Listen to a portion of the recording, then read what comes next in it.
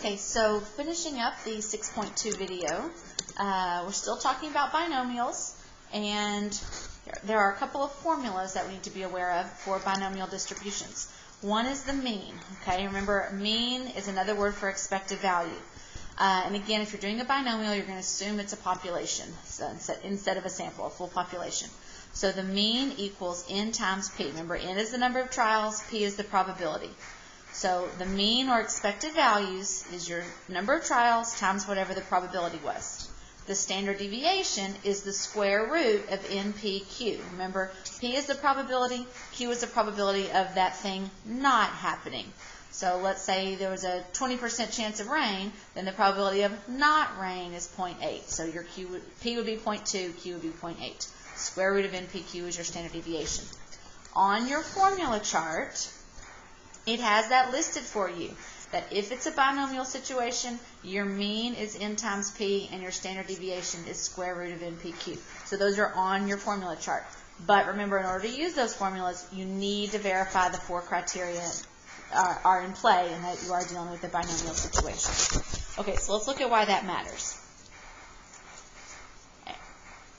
According to the American Lung Association, 90% of adult smokers started smoking before they turned 21 years old.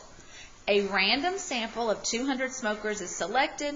Calculate the mean and the standard deviation of the number of adult smokers in groups of 200 who started smoking before age 21. Now, this is a binomial. We have a set number of trials, 200. That's our n value. They are all independent. What one smoker did had nothing to do with what the next one did. Each one has the same probability, a 90% chance of started smoking before they turned 21. So 0.9 or 0.90, however you want to say that, is your p-value. Okay. All right. Now, the rest of these we have to find ourselves. So they ask for Q. Remember, P and Q add up to 1. So if the probability they started smoking before age 21 is 0.9, that means there's a 0.1 chance that they did not start smoking before age 21. NPQ, so we'll take our 200 times 0.9 times 0.1.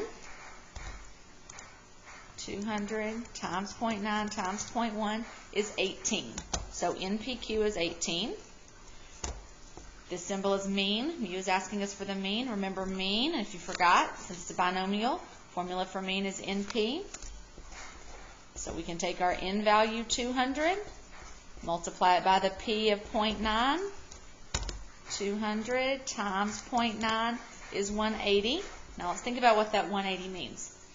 We have 200 smokers, and 90% of them started smoking before they were 21 years old. Well, 90% of 200, that's what NP is doing. NP is saying how many did you have times the probability of that, or times the percentage of that. Pick your favorite P word. So 200 times 0.9 is 180. That means, okay, what that is saying is that on average, or in the long run, if you want to say it that way, in the long run, okay, out of 200 adult smokers,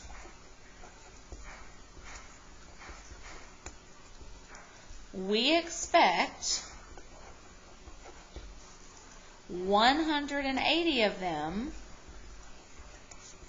to start smoking before age 21. Okay? Now, that's on average. So, is it possible that we could survey 200 smokers and 183 of them started smoking before age 21? Or is it possible that out of 200 adult smokers, 175 of them started smoking before age 21? Yes, it's not a guarantee that it's 180 out of every 200, but that's a pretty good estimate, okay? On average, in the long run, that's what we would expect, okay? That's what the mean or expected value tells us, okay? Standard deviation. Remember, the formula for standard deviation of a binomial is square root of NPQ. NPQ is what they had us calculate over here. So the square root of 18 is going to be our standard deviation. Square root of 18, approximately 4.24. That would be our standard deviation. Okay. All right, next example. A government class is underprepared for their next exam. They take a 20-question multiple choice exam with 5 choices for each answer, only one of which is correct out of those 5 choices. And they guess on every problem. So they just randomly guess, okay? Calculate the mean and standard deviation for the number of correct answers. All right, so N, number of trials, 20. We had 20 questions on the test. That was our N. Our P is the probability. Well, there's 5 choices on each question, and there's only one right answer. So our probability of them guessing and getting it right will be 1 out of 5 or 0.2. I kind of like to use decimals better. Q would be the probability that they don't get it right, because they either get it right or they don't. So if P is 0.2, then Q is 0.8. Okay, so NPQ would be 20 times 0.2 times 0.8, which is 3.2. And then I want the mean and the standard deviation. Remember, mean is NP. So 20 times 0.2. 20 times 0.2 is 4. Now let's think about what that means. There were 20 questions on the quiz, and if they're guessing, they should guess about 20% correct. So the number of questions there are times their probability of getting any individual question right would be 20 times 0.2, which is 4. So that means on average, or in the long run, if you want to say it that way, on average, out of 20 questions, it is expected that a student will get 4 right. Okay, that's what that expected value or mean is saying. On average, we expect them to get 4 out of 20 questions right. Now, is that a guarantee that they're going to get 4 right? No. Could some people get 5 right, and some people get 3 right, and some people get 6 right? Yes. But on average, if they're guessing on every problem, we think they're going to get about 4 questions right. Now, could there be someone who gets 18 of them right, or 19? Sure, that could happen, but it's not very likely. On average, they should get 4 right. That's our mean. Okay. Standard deviation, remember in a binomial, standard deviation is the square root of NPQ. So the square root of 3.2, which is about 1.79. You can round that off. Okay. All right. Next example of these. A study was conducted about cancer of the brain or nervous system using a random sample of a whole lot of cell phone users in Denmark, 420-something thousand people. Now notice these are cell phone users in Denmark. Okay.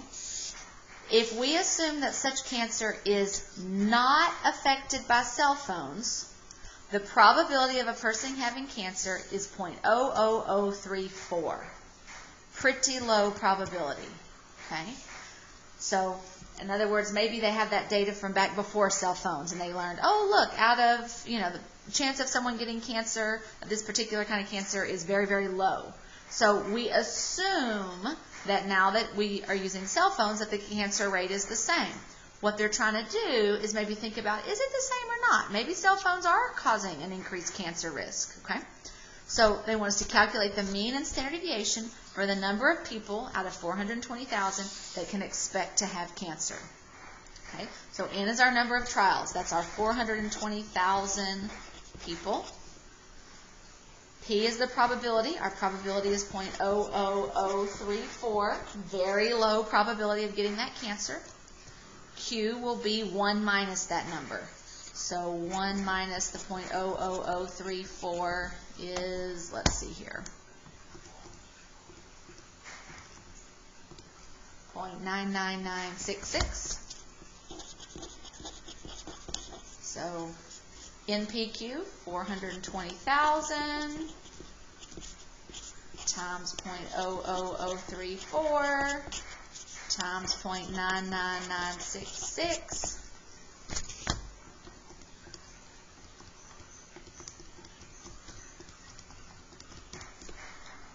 142.78. Okay. So mean, or the average number of people we expect to get cancer out of this 420,000 would be 420,095 times 0.0034.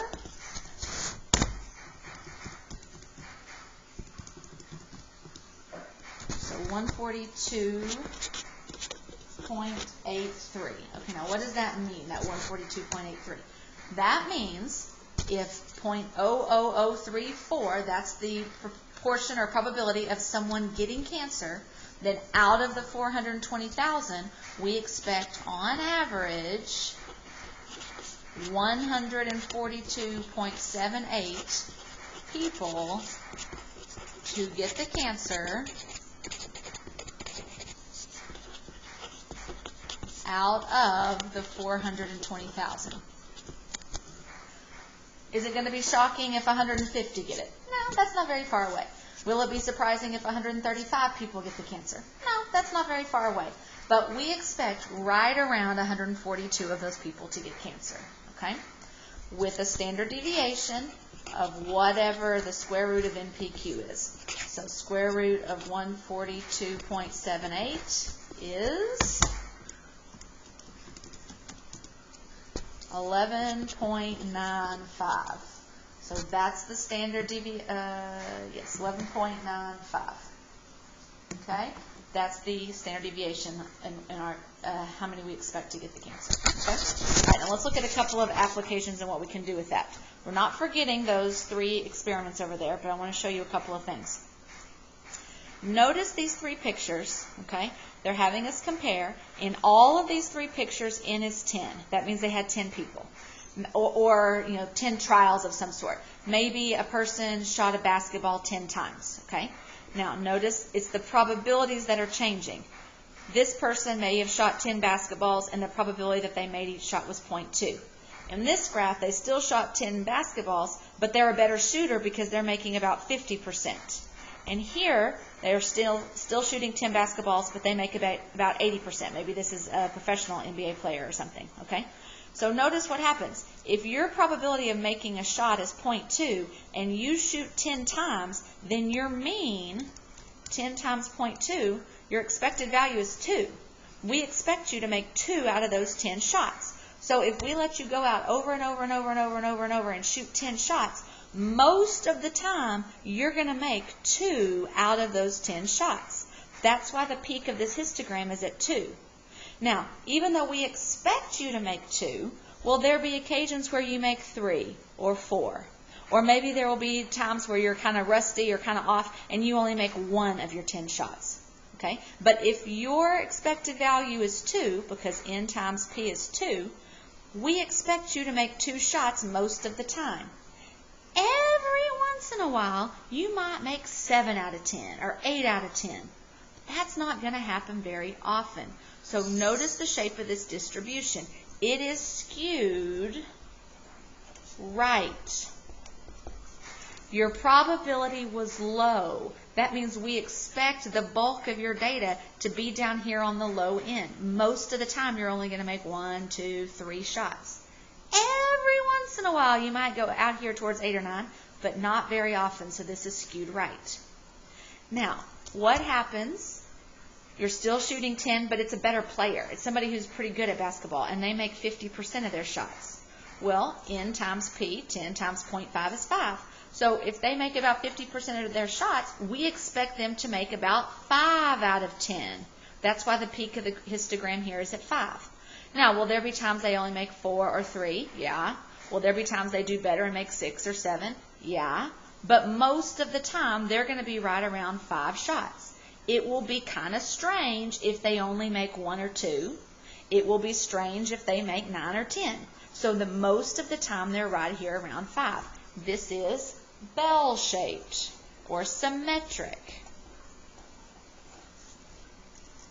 But what if we got maybe an NBA player, or maybe not NBA, hopefully they're higher than that, but maybe a college player or something who makes about 80% of their shots? Well, if they shoot 10 times and their probability of making a shot is 0.8, N times P, their expected value is 8. That's why the peak of this graph is at 8. We expect them to make 8. Will there be times they make 9 or 10? Sure. Will there be times they make 6 or 7? Sure. There might even be a time where they only make 1 or 2, but not very often. Most of the time, they're going to be right here around 8. Okay? So notice this is a left-skewed histogram. When the probability is high, it's going to be left skewed because most of the time it'll be on the high end. It's an outlier when they only make a few. Okay? All right, so notice what happens. A binomial probability distribution is symmetric if the probability, P, equals 0.5. It's skewed right if your probability is less than 0.5, if it's down here at 0.2. And your probability distribution is skewed left if your probability is greater than 0.5. Because most of the bulk of the data is on the right-hand side. It's a few outliers that would be on the low end. Okay? Now, we need to make a conclusion from that. Kind of look at some more graphs here. Another point they want to make. These three graphs, the probability is the same. Probability was 0.2, 0.2, 0.2. Low probability. Not very likely to happen. If it's shooting basketballs, you only make 20% of your shots. What's different about these three graphs is the N, the number of attempts. Okay? Now, if you make 10 shots and your probability is 0.2, 10 times 0.2, we expect you to make 2 shots. There's times you might make 1, there's times you might make 3, but most of the time you're right around 2. So again, this is skewed right. Now I want to point something out. If P is 0.2, that means Q is 0.8. So 10 times 0.2 times 0.8, the NPQ value is 1.6. Okay? All right. Notice this was a low probability event. 0.2 is low probability. So when we had a low probability of happening and we take our number of trials, N times P times Q, we got 1.6. Probability is still 0.2 in the middle graph, but this time we made more shots. Instead of shooting 10 times, we let you shoot 30 times. Okay? Q is still 0.8. This time, 30 times 0.2 times 0.8 is 4.8. That NPQ value is now higher. And notice the shape. Let's see, if you shot 30 times and you make 20%, we're expecting you to make 6. So the peak of our histogram here is at 6. We expect you to make 6. There might be times you make 4 or 7, but the peak is at 6. Okay? This is still skewed right, but not as much as this one. I'm going to say slightly skewed right. Okay? And then the last one. Still 20% chance of making your shots. So there's an 80% chance you'll miss. Q is 0.8. But this time we're letting you shoot 70 times. If we let you shoot 70 times and you're going to make 20%, then your expected value is 14. That's why the peak of the graph here is at 14. We expect you to make 14 shots. You may be a little above, you may be a little bit below, but you're right around 14. Look at this graph. It's pretty symmetric, isn't it? In fact, we would call that bell-shaped. Okay? It tapers off very slowly on both sides. Now notice what happens when they multiply N, P, and Q together. 70 times 0.2 times 0.8 works out to be 11.2. Okay, so notice what happens. As the number of trials goes from 10 to 30 to 70, the number of trials gets higher and higher and higher. Even though P and Q stayed the same, the number of trials was increasing, and that made our shape of our distribution go from right skewed to bell-shaped. Okay, that's important for us. What that tells us is that the more trials you have, the more bell-shaped your graph is going to get in a binomial situation. Okay? In fact, we let that NPQ number be kind of a cutoff for us. Okay? As a rule of thumb, if NPQ is greater than or equal to 10, we say that the distribution is going to be bell-shaped. Okay? Notice here somewhere between 30 and 70 is where our NPQ would have transitioned from 4.8 to 11.2. So somewhere in here between 30 and 70 is where our NPQ would have got to 10, and we would have said, yeah, it's bell-shaped. We were real close here, just not quite. Okay? Why does that matter? Well, here's why that matters. If a distribution is bell-shaped, do you remember how we used that 68, 95, 99.7 rule? We said, oh, if it's bell-shaped, then 68% of the population is within one standard deviation. And 95% of the population is within 2 standard deviations. And 99.7% of the population is within 3 standard deviations. So if we know something is bell-shaped, then we can start using that empirical rule and predict what percent is within each of those. Okay? That's a big idea for us. So when we have a binomial situation, we can look at that MPQ, and if it's greater than or equal to 10, we know we're dealing with bell-shaped. Let's go back to these 3 that we just looked at, the smoking, the government class, and the cancer example. Okay? What was our NPQ in the smoking example? Our NPQ was 18. 18 is greater than or equal to 10, which means if we surveyed lots and lots and lots of groups of 200 adult smokers, okay, we would expect that distribution to be bell-shaped. Most of the peak would be right around here, around 180. Most of the time, around 180 smokers of those 200 would have started before age 21. Might be a little lower, might be 175, might be 190, but right around 180 of those smokers would have started smoking before age 21. However, if we went way down here to 5, let's say, would it be weird if we surveyed 200 smokers and only 5 of them started smoking before age 21? Yes, that would be weird, because 5 is a long way from 180. It's probably more than 2 standard deviations away. Okay? So because that NPQ is 18, I know that this distribution is going to be bell-shaped, and I can use that empirical rule. The government example, NPQ was 3.2. 3.2 is less than 10. 10 is our magic number cutoff. So that tells us this distribution is not bell-shaped. It would not be appropriate for us to use the empirical rule, the 68, 95, 99.7, to make predictions on what percent of those students should get a certain number of questions right. Okay? The last one, the cancer example. Our NPQ was 142.78. That is definitely greater than 10. So this data set is definitely bell-shaped. Now, how did we get 142? 142 is way bigger than 10. The reason that NPQ is so big is because we had such a huge sample size. We had 420,000 people in this survey. That's a lot. So, yes, it's going to be bell-shaped, and we can use it to figure out if cell phone use has a connection to this cancer. Okay? All right, so let's look at those last couple of examples here. Go back to the last 3 examples and determine if they're bell-shaped or not. Was the smokers bell-shaped? Yes, the NPQ was greater than 10. It was 18. Was the government exam bell-shaped? No, the NPQ was only 3-point-something. And the cell phones, is it bell-shaped? Yes, the NPQ was 140-something. That's way over 10. Okay. Now, here's how we can use that.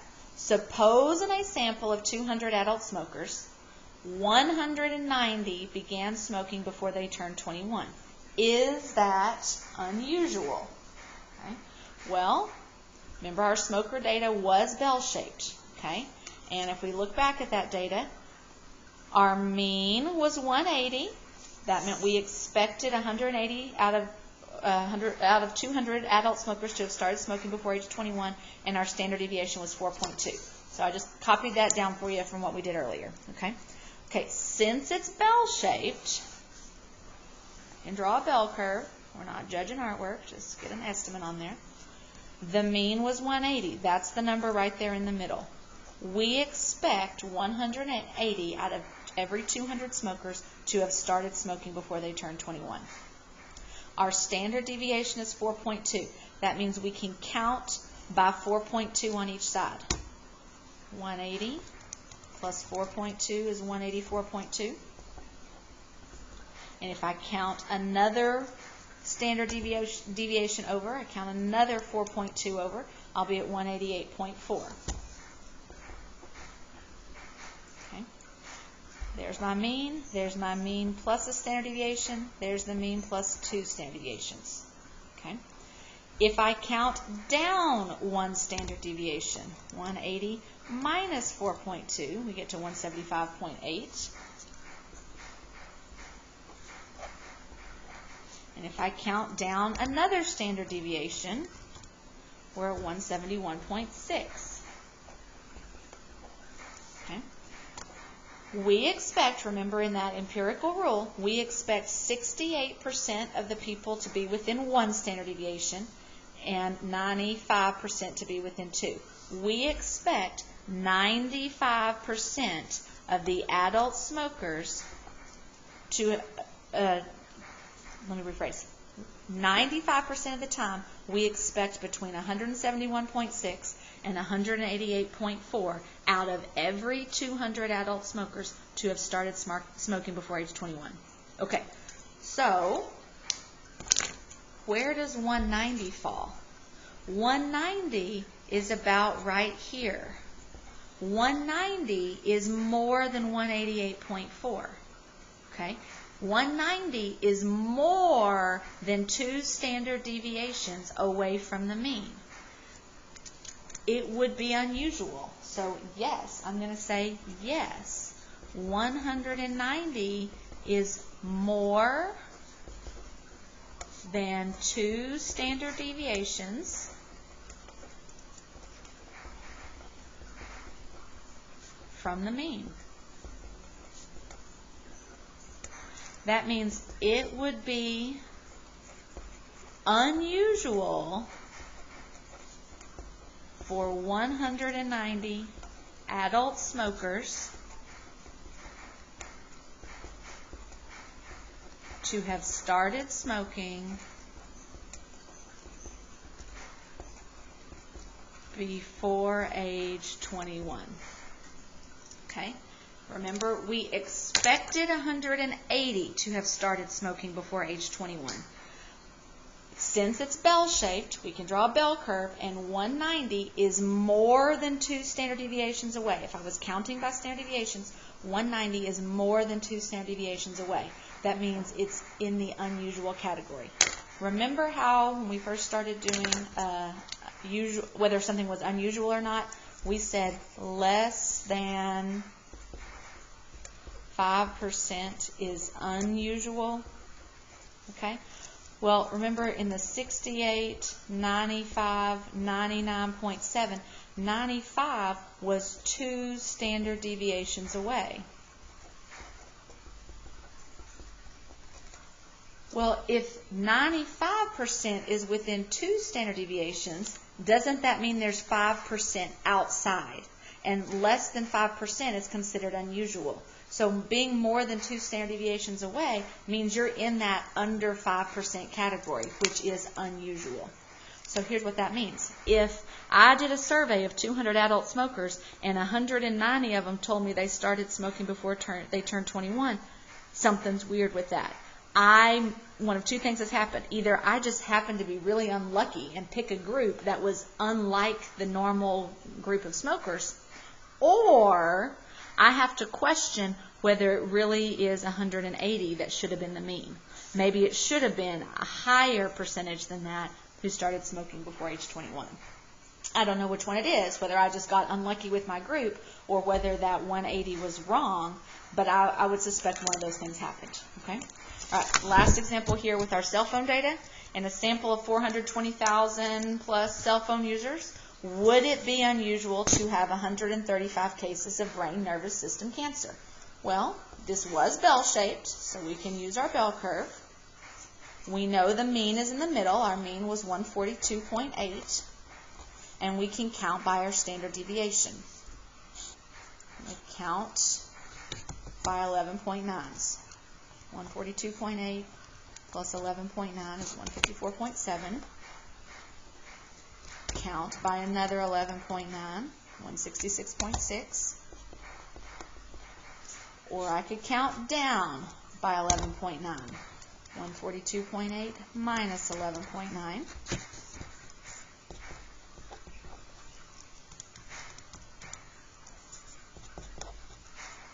Okay, so we expect 95% of the time that if we had a survey of 420,000 people, we would expect between 119 and 166.6 cases of that cancer. 95% of the time, our number of cancer victims should be between 119 and 166.6. So, is it unusual to have 135 cases? Well, where would 135 fall? 135 is between 130 and 142 right here. That's where 135 would be. Is 135 within that 95%? Yes. So would it be unusual for that to happen? No, it's not unusual. Okay? It would only be unusual if we had below 119 or above 166.6. That's when it would be unusual. So I'm going to say no. 135 cases is not unusual because it is within 2 standard deviations of the mean. Okay? So hopefully that kind of makes a little bit of sense on some more of the binomial information, but hopefully now you understand why that cutoff was 5% for unusual, because it meant that we were more than 2 standard deviations away. Also, this is a good little preview into some stuff in Chapter 9 and 10 and 11 when we get into some hypothesis testing, because this really is what scientists do when they want to see, hey, does this particular, does using a cell phone cause cancer, or does this medication really help with this problem? They're looking to see, okay, well, when we give this medication to people, do they get better faster than what would normally happen with an old medication? Or is there a higher rate of cancer for people that do this particular activity than people who don't? And if you're more than 2 standard deviations away, they go, oh, maybe there's something to that. Maybe we need to look at that some more. So there really is a practical application.